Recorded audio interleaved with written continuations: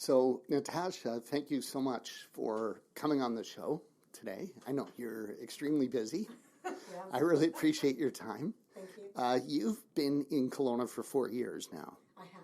Maybe tell us a little bit about how you discovered Kelowna, why you chose to come here, and tell us about that. Well, I've lived in the Lower Mainland for 35 years. I came from England when I was 30 and loved the Lower Mainland, and came to Kelowna years ago when it was just much smaller. Mm-hmm. And now my husband and I have family here. We've got a daughter and 2 children and a husband. And, of course, they were a big draw, so we said, let's do it. We were living on the Sunshine Coast in Gibsons, and I'd been there for 17 years.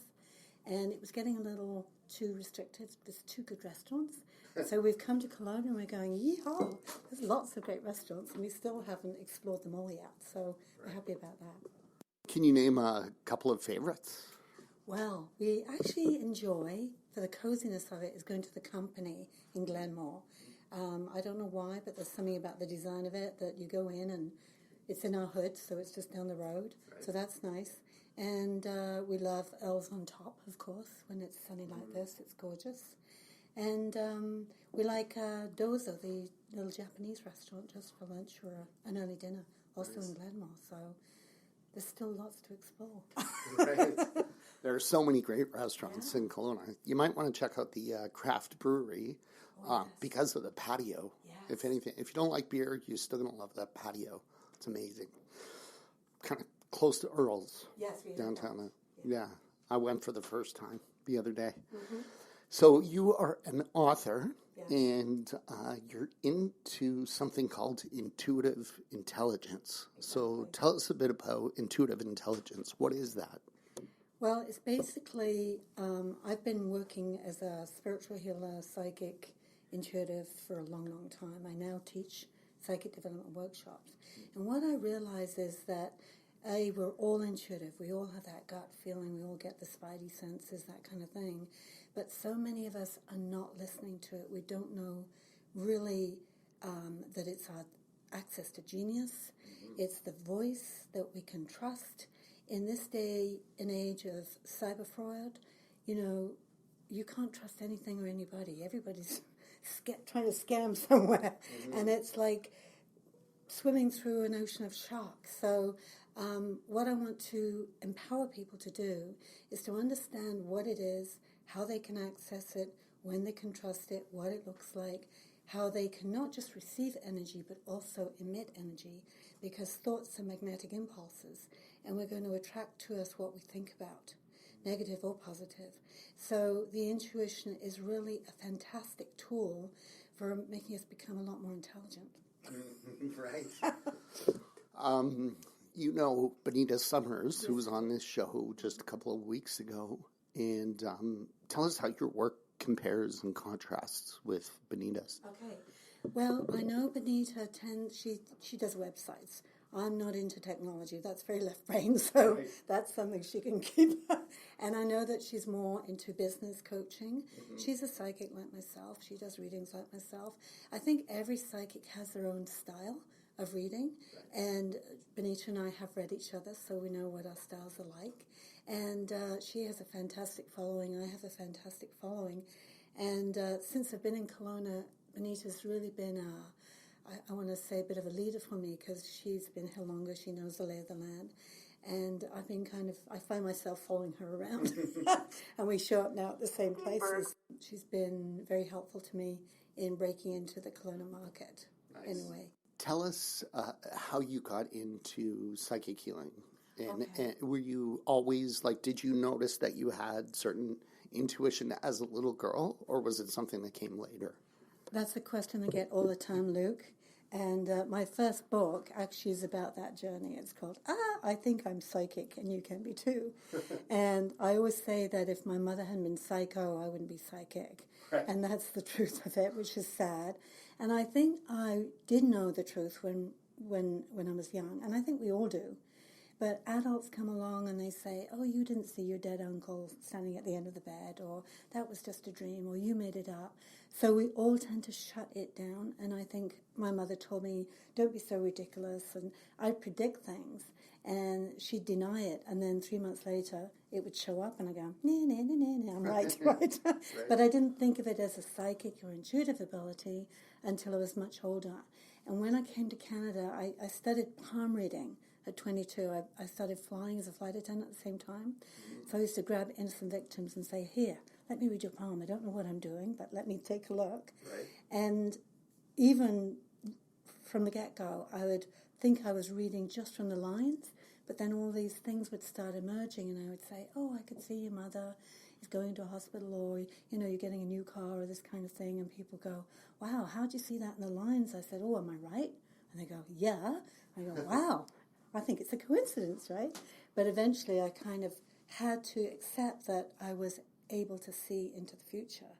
And then once I could do that, I wanted to know how I could see into the future. So I studied how I do it.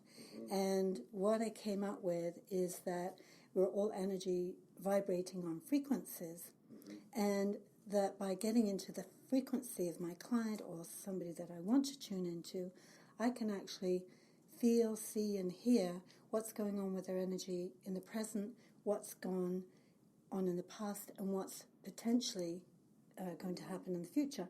So it's very much like tuning into a TV station. I think I watch CBC. You get into the frequency and you see what was on yesterday, you know what's on today, and you probably know what's going to be on the next day. Right. And so I think we can all do that. I also liken myself to a weather forecaster who, based on current conditions, this is probably what's going to show up tomorrow. But we know that weather forecasters can also either get it wrong or get the timing wrong. And I can get the timing wrong because it depends on when that person is emotionally ready to accept that event, to manifest that event.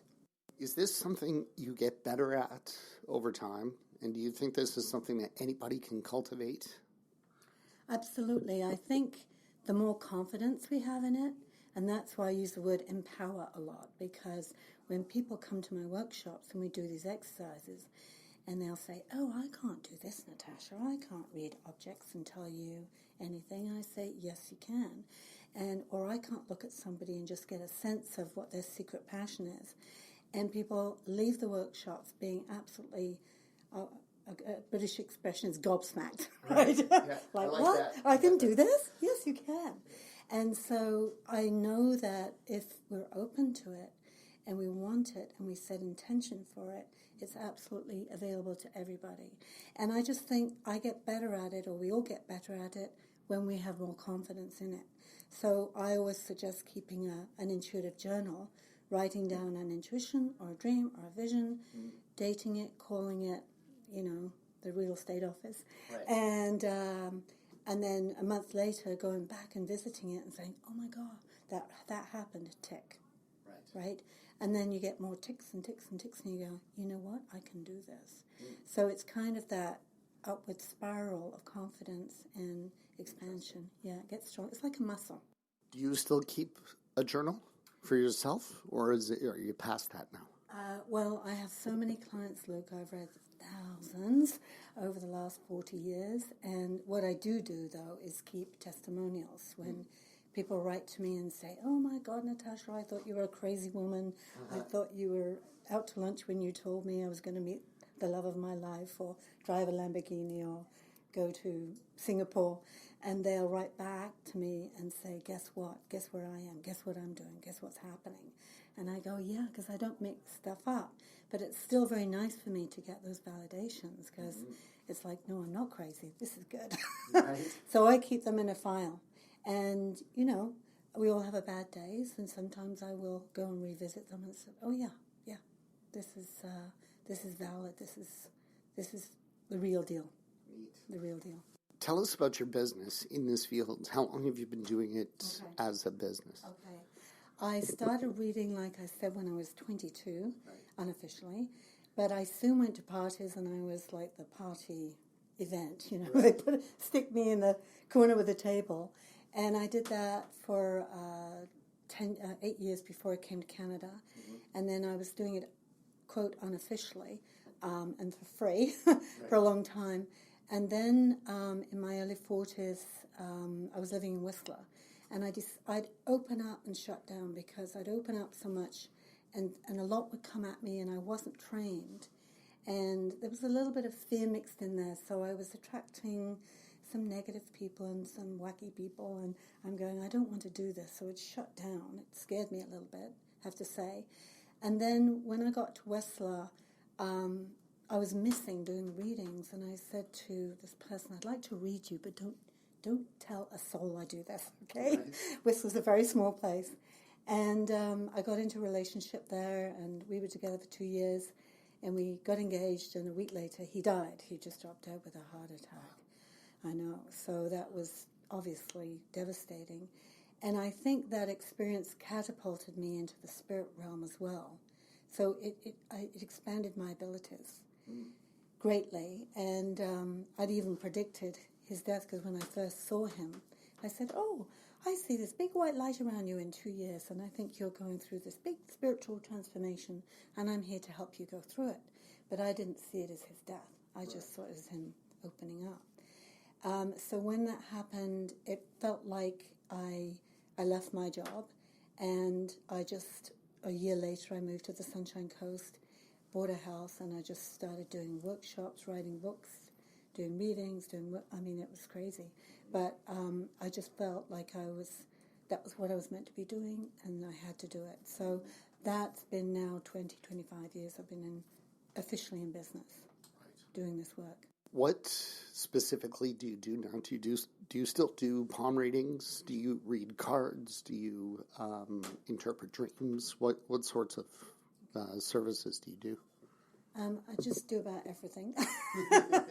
So in a reading, if somebody comes to me for a private reading, whether it's 15 minutes or it's an hour and a half, I will do a psychic reading. I'll tune in, see where they're at, see where they're going. I'll look at their palms if it's an in-person. I do a lot of phone and Skype readings for people all over the world. And I'll do cards. So that's just the readings. The workshops are massive. So I do dream interpretation. I do ghost busting. I've got some great ghost busting stories. Really? If you want to talk about that sometime. So like haunted houses? Oh, yeah. That sort of thing? Oh, yeah. I've cleared... Actually, I can help realtors, because there was a story on the Sunshine Coast where this client called me. She said, Natasha, my house has been on the market for 2 years. People come in, they go into the living room, turn around, and go right back out. There's something in the living room. Wow. So I went up that day, cleared it, and apparently she sold it 3 days later, sight unseen. This man drove past, said, I want that house. So bingo bango. So any realtors that can't sell houses, they may want to call Ghostbusters. It's worth a try. I've got a couple on that list there you can see that aren't selling. Yeah, so the market is a little slower, but some of them it's a little strange. Yes. So, yeah, it's worth a try. Yeah. How long does it take you to read someone's palm? Ideally, I like an hour to do an hour reading. Okay. But, I do a lot of psychic fairs where people just want a quick 15-minute consultation. Right. It's kind of a teaser, then they can come back if they want to go in deeper. I wrote the 3 books because those particular books, I Think I'm Psychic and I Thought You Were Dead, and Other Psychic Adventures, so that people can know the stories and get more of a grounding in an understanding of how consciousness works. Right. So that when they come for reading, they get a lot more out of it. So I'm guessing it wouldn't make sense to try to read my palm on this show. It would take too long. Well, I could take a quick boo if you like. Sure. Why not? Yeah, that'd be kind of neat. I think it'd be public. Sure. Okay, so the first thing, Luke, is I read the left, and I explain to my clients that before you came here, you agreed to do a certain journey. Some people call that the fate, the contract, the agreement. I like to call it the movie of the life. So while you were still in spirit, according to your soul evolution, you would have co-written with your spirit guides this movie of your life. That's embedded in the left hand and in your soul and your subconscious. In the right is what you're choosing to do with it. And just a quick glance at your hands, I can see you've got a lot of nice, solid, earthy energy. You're very grounded. I don't know if you've got farming anywhere in your ancestry, but these are kind of earthy kind of hands. You've got the square palm, and the squarish fingers. So that denotes somebody who's kind of earthy, down to earth, grounded, practical. I don't know if you like anything electrical. Do you like fiddling with electrics in some way? Because I feel wiring all around you. I don't think you're wired. I think that you're playing with wires. Yeah. So it feels like you might be good at fixing things with wires. I don't know if it's cars or stereo equipment or whatever. You've got nice solid lines. So this is the lifeline that starts above the thumb and winds its way down around the thumb down towards the wrist. So this is a lovely, strong line. And your lifeline represents how you feel about being in the life. So this line is going straight towards the Mount of the Moon, and it's solid. You don't have a lot of markings. This is the childhood in here. And most of us have stuff in our childhood. And I say in the second chapter of my book, we shall overcome. And normally in the childhood, we are presented with challenges that we might spend the rest of our life figuring out. You know, abandonment issues or alcoholic parents or abuse or a lot of moving or something like that. But your lifeline is nice and solid, so you feel, I think you're very happy to be here. Right I get now, you're a happy guy. And this line, because it goes out towards the Mount of the Moon, it's going straight. So that's a sense of commitment, like I've got a job to do and by George, I'm going to do it. And that might be being a good dad or being successful in business or, you know, if you're female, being Mother Teresa or whatever it is, you've got something that you've got to do. You've decided that you're going to do. Towards the end of the life, well, this is in the last cycle, it's not even at the end, you've got this fork, which is very common, where the line divides. And this can be indicative of somebody who does two things later on in life, retires and still works, lives in two places. You might have a villa in Costa Rica. Cayman Islands. Oh, there you go. Yeah, that's actually true. Yes. And do you like cars? Yeah. A lot of cars. I see a nice big car around you. Oh, nice. It feels, two. One, I don't know if you've got a yellow car. It feels like this is future. And I mentioned Lamborghini before. It looks like something like that. It could be a Camaro or something like that too. I'm not an expert on cars, but it makes a lot of noise. You like that. So that's going to... And do you have children? Yes, Luke? two Yeah. daughters, yeah. Yeah. I feel like being a good dad is very important to you as well. I think that's what this line is about. And I don't know what your childhood was like in this lifetime, or it could be another lifetime, but there's a reason why you're committed. I'm going to do better. Yeah. I'm going to be a good dad. So they're lucky to have you. Here's your headline. It comes out of the lifeline, just above the thumb, and goes across the palm, and sometimes it slopes down towards the wrist there, towards the Mount of the Moon. Yours, again, is nice and strong. Around 60, I want to say, you're going to shift. So that could be when you retire or move to the Cayman Islands or something like that. This is when it slopes down towards the Mount of the Moon, it's a more creative time in your life. So it would make sense to me that you're retired, you're playing with your cars, maybe you're writing a book or something. Mm-hmm. You're playing, you're having a lot of fun, and you're loving that. So that's really good. There's a lot of sensitivity here as well in the headline. So the headline really conveys how you feel about yourself in this life. So your talents, your challenges, your gifts, literally what's in your head, in your ego-conscious waking state. So there's a lot of sensitivity here. I think if somebody looked at you sideways, you might take it quite personally. You're very sensitive. Sure. So you need to read the book, What Other People Think of Me Is None of My Business. Okay. All right. Thank you. I just say that to myself all the time. Yeah. And it's true, it isn't any of our business, because it's really all about us and our journey and how we see the world. So the more we love ourselves, the more we see how others love us. And those other, 5%ers, they just disappear. Right. Here is your heart line, and your heart line, of course, represents love. And so primarily it means how much you love yourself. Mm-hmm. And the more you love yourself, like I just said, the more you recognize that other people love you. That's what we all come to do. That's all of our life purpose, is to love self. Because we are a spark of this higher intelligence, this divine energy, mm-hmm. God, if you like, Allah, whatever you want to call it. It is our connection to ourselves and to that higher power. And again, you've got a nice heart line. There's sensitivity in there. I think sometimes you struggle a little bit with yourself, and then You might struggle in relationship with others just a little bit, but it's because of that sensitivity. Sensitivity can be a curse, you know. Yeah. I know all about that one. Now, ideally, the heartline wants to come up and bend and become end between the forefinger and middle finger. So when it stops a little bit short, it can mean you're not loving yourself quite as much as you could, right? Yeah. So that's where the area, I always look, there's always an area in life where the person needs to be working on. Sometimes it's health, sometimes it's love, sometimes it's our mental health, you know, that kind of thing. Your fate line is coming up from the mount of the moon, so that's lovely. That shows a lot of freedom. No wonder you're going to be going and playing later on in life. And I think you have fun with life anyway. I think you play anyway, right? Yes. You're good at that. You could do workshops on that, Luke. Wow. Really, you could, because we don't know how to play. We don't. And so this line is nice, again, nice and solid, and it just shows that you're here, you're doing it. What it means when it comes up from the mount of the moon, that you have a lot of free will. You don't have any big, nasty karma that you're kind of making up for. Like some people have lives, and I go, oh my God, you poor thing. You need to do some forgiveness so you can let the karma go. Otherwise, you've got to keep repeating the same lesson. And if you ignore it or you resist it, you just got to come back and do it again, and it just builds. You know, there's a momentum that goes with that, a negative momentum, but you can build a positive momentum as well. And I feel that because you're such a lovely guy and fun, loving, and a good dad, and you're sensitive, that you've got this lovely karma that I think you're being allowed to have a nice lifetime this lifetime. I see people like this, and it's like, oh, that must be nice.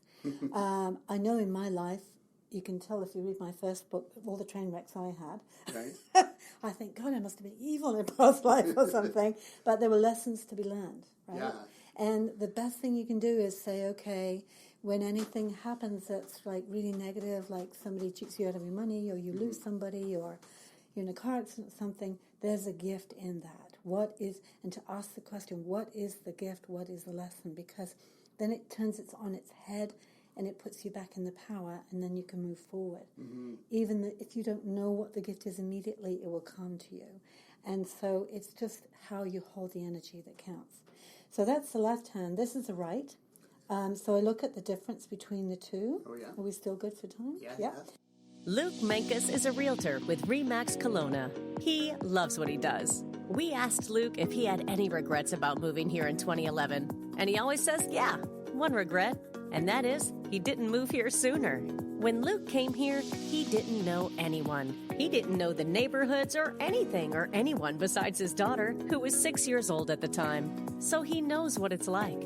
Now, he's an expert and has helped well over 100 single people, couples, families, and investors with their real estate needs in the Okanagan. If you're new to our beautiful city, Luke can help you get connected with great lawyers, dentists, carpenters, landscapers, swimming pool installers, you name it.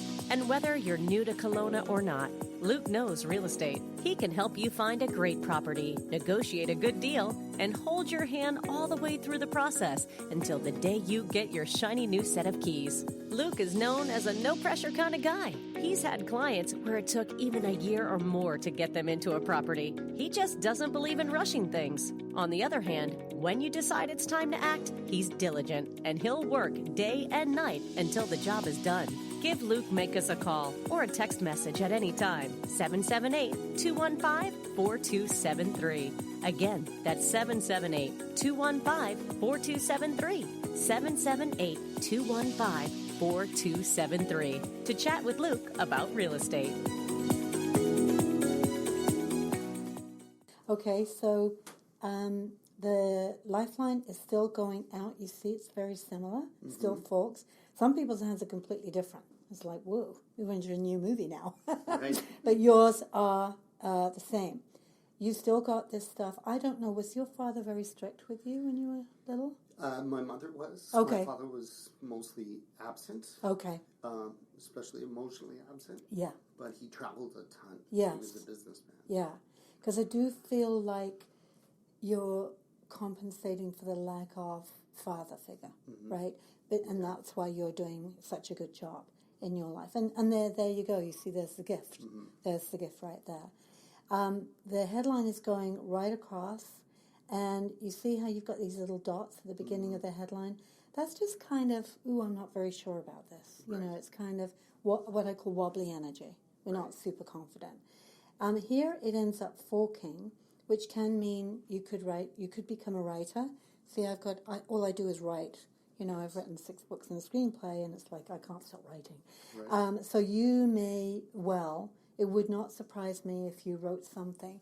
And it may not be a book. It might be, maybe it's a podcast series, or it's a TV series, or something that's fun, or a series of online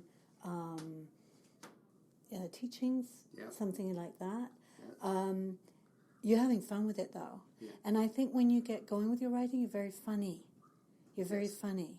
You like to be funny, and you're kind of playful, right? You've got this playfulness that's just delightful, and people love that. You know, if they're having fun, it doesn't matter what they're learning. They're just having fun anyway, right?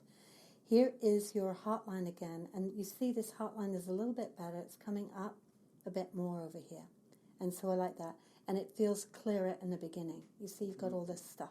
Yeah. Anytime you've got lines or crosses or triangles or loops, that tends to mean it's work, right? When it's clear, it's literally clear sailing. So it's all good.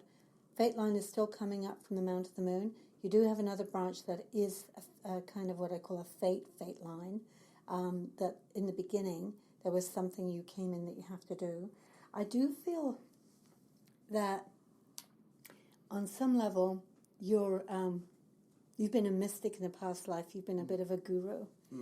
So you've got this wisdom inside of you that comes that you know, you're not like me. I'm shouting it from rooftops, right? But you're kind of doing it through being a realtor or being a dad or being racing fast cars or whatever it is you do.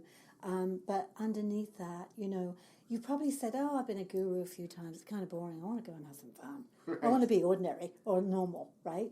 And so I feel like, but every now and then this wisdom seeps through you. So it's very... I do love to write. So. Do you? Good. Good. Yeah, you're very creative. You're very creative. So whatever you're doing, as long as you're having fun with that, it's all good. Awesome. It's all good. There you go. Very cool. That was so much fun. Okay. I didn't want it to end. I know. Some people will say, can I stay here for coffee? Natasha? Move in. Yeah, to my feet, toes, everything. I've read somebody's feet before. Really? Yeah, it's not my favorite thing to do. Yeah. Well, I wonder with pedicurists, you know, how they do that, because I would not. You know, some people have lovely feet, but I know. In my opinion, most don't. I know. So I don't think I'd be a what would you call that? Foot fetish? Or a pedo reader or something. I don't know. Funny. Oh, yeah. Yeah, that's funny. So tell us about your 3 books. Okay. Tell us briefly, and what is the difference between the 3? Because I want to get one, but maybe I want to get all 3. So. Okay. You're my favorite person today. Well, the first one I wrote because I felt that people had the wrong idea about psychic, and I wanted to. Psychic actually comes from the Greek meaning psyche, which is the soul. You know, it's about the soul. And I know that the word psychic has a bad rap because there are some psychics out there who should not be, you know, should have duct tape over their mouth, basically. They can be dangerous because they give information that is incorrect, damaging, and I've had to help a lot of people come back from being told that they're not going to live past their 40th birthday, or they're going to be in a car accident or die of cancer. It's terrible. So I wanted to kind of set the record straight, so I wrote the book, and I told my stories. And right from childhood through, it's really the story about how I was reluctant to kind of fess up to being a psychic, although I was doing it. And I talk about my dysfunctional family, and I talk about all the times I made the mistakes, even though my intuition was kind of screaming at me, don't do it. And I think a lot of people love that book because I've written with a sense of humor as well. So I tell the story, and then there's a 2 or 3 page explanation of why that thing happened to me, why I attracted it, what the lesson was in it. So I talk about what's the difference between intuition and being intuitive or psychic. how we can manifest, why bad things happen to good people, how we can overcome, understanding our own consciousness, our 6 levels of consciousness. So it's really very empowering. And people, teens and 70-year-old men and people who never read books say, Natasha, I love the book. And what's the name of that one? That's called, I Think I'm Psychic. And you can be too. And then the second one is, I Thought You Were Dead, and Other Psychic Adventures. And so that's 20 stories from my personal and professional life, being a psychic. And that's more about past lives, ghosts, spirits, what happens after we die, animal spirits, something called soul retrieval. And that's kind of an interesting thing where we've lived a life before and we've died suddenly, or we've died in anguish, and part of our being is still stuck in that life. And we feel like we've got chronic fatigue syndrome or something's dragging from behind. And what we do is we go and do a past life regression and we bring that piece of the soul forward and heal it and give it peace. And then the whole soul is whole. And people can move forward. They have more energy. They feel at peace. It's like a new life for them. So there's a few stories in there like that. And then the third book is called Mostly True, Ghostly Stories. And it's 10 stories based on actual events that I've actually been through, or friends. I used to be a flight attendant, and we had haunted planes. So there's some very cool stories. There's a UFO story in there. I know Benita's into the UFO thing as well. I love it too. And people love that. They either find it, that was a fun read, or they say, Natasha, that was really spooky. But what I'm doing in that book, although I've kind of somewhat little bit fictionalize the stories just to make them good stories, but the essence is true. It happened to somebody somewhere sometime. Right. And it's teaching us about to challenge ourselves about not just buying into this three-dimensional, what we call reality in the physical realm.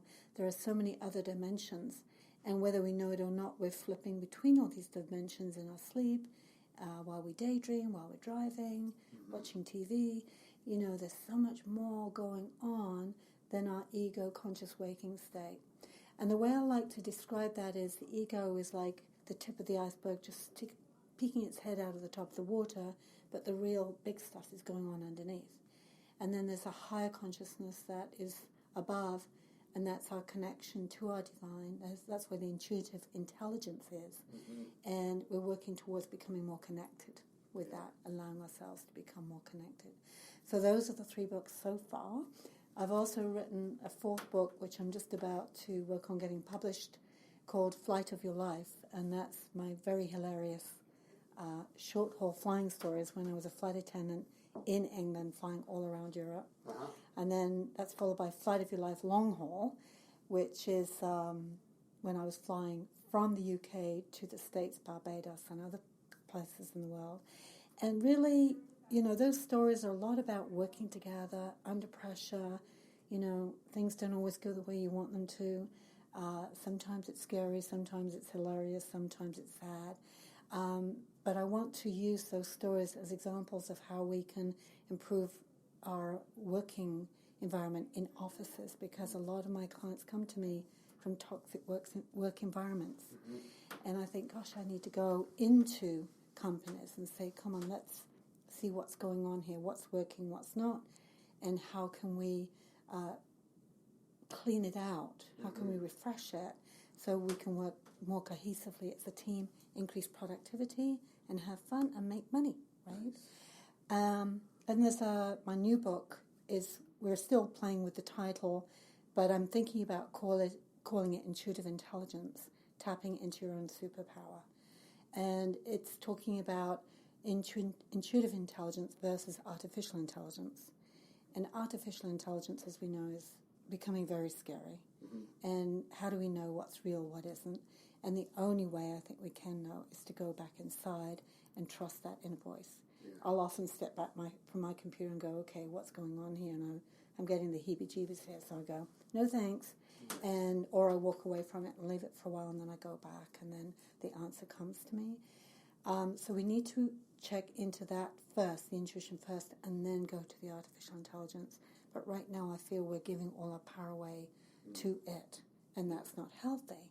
We're languishing, we're operating separately on screens, on our homes and cafes and airports, and we're talking about being more connected. I just laugh my head off when I hear that. Suicides, suicides are increasing. Society is kind of losing its humanity, I almost want to say. Yeah. Plus all the nasty stuff that's being presented to us on the news and videos and games. We need to get back to being warm and fuzzy, sitting together in an office like this. I love doing this. And just having fun together. Yeah, very true. Yeah. Very true. So maybe tell us a little bit about the publishing aspect. Do you have a publisher or do you self-publish? How does it work? Do you type it up? Do you have an editor? Maybe just a little bit about the process. Okay. Well, the process is long and arduous Yeah. if you're going to do a good book. Right. A lot of people write books and they don't, even publishing houses now don't hire editors. I self-published my first 3. Yeah. I didn't want to wait to find a publisher because the average rejection level, I think, is about between 25 and 85 rejections before you get a publisher. Yeah. Not that I buy into statistics. So I self-published. I spent a fortune on editing because I wanted my books to be really easy to read, really accessible and professional. And people love them, and they compliment me on the writing all the time. I was fortunate. I had a fantastic team on the Sunshine Coast of editors, copy editors, substantive editors, artists, graphic designers, that kind of thing. It's a lot of work, but it was an education. I did, for the first book, employ Trafford Publishing, and if there are any writers out there, please don't use them because I said specifically for them not to put my book on in email format at all. And 10 years later, they stole it, and they started selling it under their name, and they're still haunting me. So I just warn anybody against them. They do have a very bad name in the self-publishing industry. With these latest books, I am going to take them to a publisher. I'm working with the Intuitive Book with a book strategist down in the U.S., and she works with the top 9 agents in the U.S., and so we're going to develop a book proposal. And she said something very interesting. She said, you don't take a book to a publisher, Natasha, you take a book proposal. Because then the publisher has some influence on, well, this would work, that won't work, we'll do this cover, that title. So I'm surrendering now to the powers that be, because I want the Intuitive Book to go really big. It's a mainstream book. I want to change the world. I want to empower people, lighten people up, have them be happy in themselves, and spread some happiness around. So I want it to be the most efficient way to get to as many people as possible. Wonderful. Yeah. So if we wanted to buy one of your 3 books today, is there a website, or how do we get them? Okay. Thank you, Luke. So on my website is natasharosewood.com. So you can go directly there, and there are links which go to Amazon. You can go to Amazon. I do have books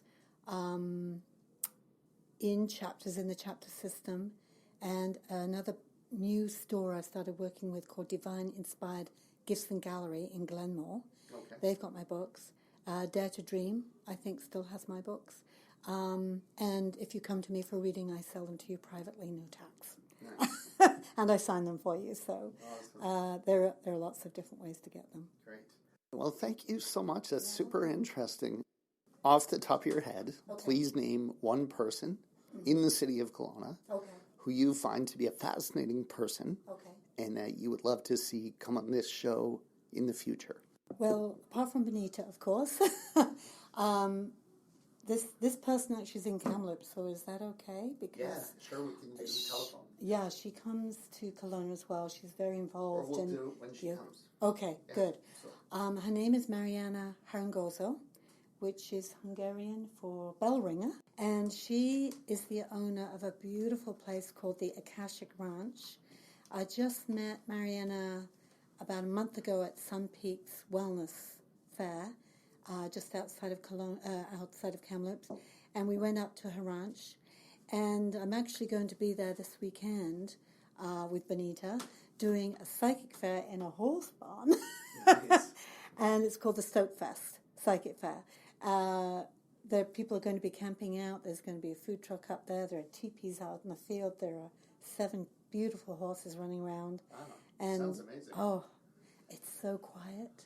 I recommend going to the website because Mariana has quite a few events. So I'm going to be up there also in September doing a talk on who were you in a past life, and then doing a group past life regression, and then doing messages from Spirit as well.